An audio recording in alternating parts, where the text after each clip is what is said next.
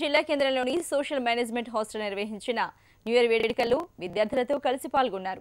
Cake cut చేసి విద్యార్థులకు తినిపించిన ఆయన వారితో కలిసి సహపంక్తి భోజనం చేశారు. కొత్త ఏడాదిలో ప్రాజెక్టులు పూర్తి కావాలని, పంటలు బాగా పండాలని హరీష్ రావు ఆకాంక్షించారు. ప్రతి ఒక్కరికి పేరు పేరున నూతన సంవత్సర శుభాకాంక్షలు. ఇవాళ నిజంగా చెప్పాలంటే నా బిడ్డ నన్ను కొంచెం ఇబ్బంది పెట్టింది, ఎట్టకపోతావని.